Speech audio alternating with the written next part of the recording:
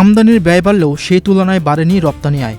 ফলে চলতি ২৫-২৬ অর্থবছরের প্রথম ১০ মাসে দেশের বৈদেশিক পণ্য বাণিজ্যে বড় ধরনের ঘাটতি দেখা দিয়েছে। বাংলাদেশ ব্যাংকের সর্বশেষ তথ্য অনুযায়ী জুলাই-এপ্রিল সময়ে বাণিজ্য ঘাটতি বেড়ে ২২.২১ বিলিয়ন ডলারে দাঁড়িয়েছে, যা আগের অর্থবছরের একই সময়ের তুলনায় প্রায় ২২% বেশি। খাত সংশ্লিষ্টরা বলছেন, আন্তর্জাতিক বাজারে জ্বালানি ও অন্যান্য পণ্যের দাম বৃদ্ধি, কাঁচামাল আমদানিতে অতিরিক্ত ব্যয় এবং রপ্তানির তুলনায় আমদানি দ্রুত বাড়ায় দেশের বৈদেশিক বাণিজ্যে বড় ঘাটতি তৈরি হয়েছে। এতে অর্থনীতিতে নতুন করে চাপ ও উদ্বেগ দেখা দিয়েছে।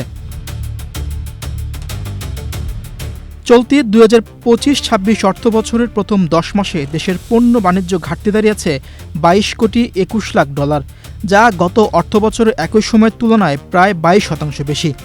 ২০২৪-২৫ অর্থবছরের একই সময়ে পণ্য বাণিজ্যে ঘাটতির পরিমাণ ছিল ১৮.২৩ লাখ ডলার।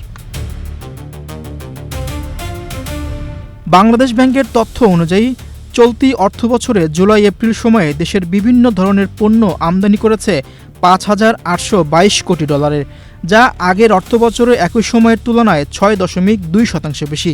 করোনা বা যে কোনো ভাইরাসের এগেইনস্টে ফাইট মানি ব্যাকট্রলের লেফট রাইট। গত অর্থবছরের প্রথম ১০ মাসে আমদানি হয়েছিল ৫৪.৮০ বিলিয়ন ডলারের পণ্য।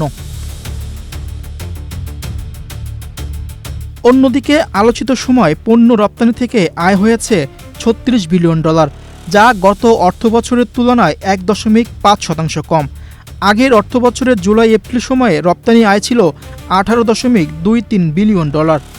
আমদানি ও রপ্তানির এই ব্যবধানের কারণে চলতি অর্থবছরের প্রথম ১০ মাসে পণ্য বাণিজ্যে ঘাটতি বেড়েছে।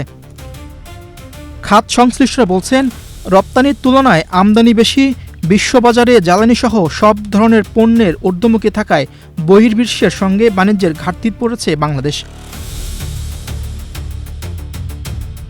চলতি হিসাবে উদ্ধৃত থাকার অর্থ হল নিয়মিত লেনদেনে দেশকে কোনো ঋণ করতে হচ্ছে না, আর ঘাটতি থাকলে সরকারকে ঋণ নিয়ে তা পূরণ করতে হয়।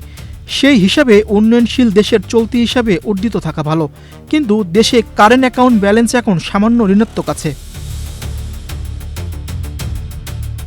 কেন্দ্রীয় ব্যাংকের তথ্য বলছে, চলতি অর্থবছরে এপ্রিল শেষে চলতি হিসাবের ঘাটতির পরিমাণ দাঁড়িয়েছে ১০৭ কোটি ডলার।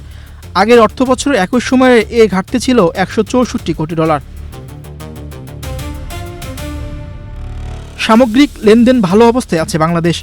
আলোচিত সময় সামগ্রিক লেনদেনের পরিমাণ দাঁড়িয়েছে ৩৭৪ কোটি ডলার। এই সূচকটি আগের বছর একই সময় ৬৫ কোটি ডলার ঘাটতি ছিল। প্রতিবেদনের তথ্য অনুযায়ী অর্থবছরের প্রথম ১০ মাসে ২,৯৩২ কোটি ডলার রেমিটেন্স পাঠিয়েছেন প্রবাসী বাংলাদেশিরা। আগের বছর পাঠিয়েছিলেন ২,৪৫৩ কোটি ডলার, প্রবৃদ্ধি ১৯.৫%। দেশে প্রত্যক্ষ বিদেশি বিনিয়োগ বাড়ছে। গত ২০২৪ থেকে ২৫ অর্থবছরে জুলাই-এপ্রিলে ১৪৩ কোটি ডলারের এফডিআই পেয়েছিল বাংলাদেশ। চলতি অর্থবছরের একই সময়ে তা ১১৪ কোটি ডলারে হয়েছে। তবে আলোচিত দেশের শেয়ার বাজারে বিদেশি বিনিয়োগ নেতিবাচক অবস্থায় নেমেছে। অর্থবছরের প্রথম ১০ মাসে শেয়ার বাজারে বিদেশি বিনিয়োগ যা এসেছিল তার চেয়ে ১৩.২০ লাখ ডলার চলে গেছে। তার আগের অর্থবছরে শেয়ার বাজারে বিদেশি বিনিয়োগ ছিল ১২.৪০ লাখ ডলার। মীর হোসেন সরকার, বাংলাদেশ প্রতিদিন।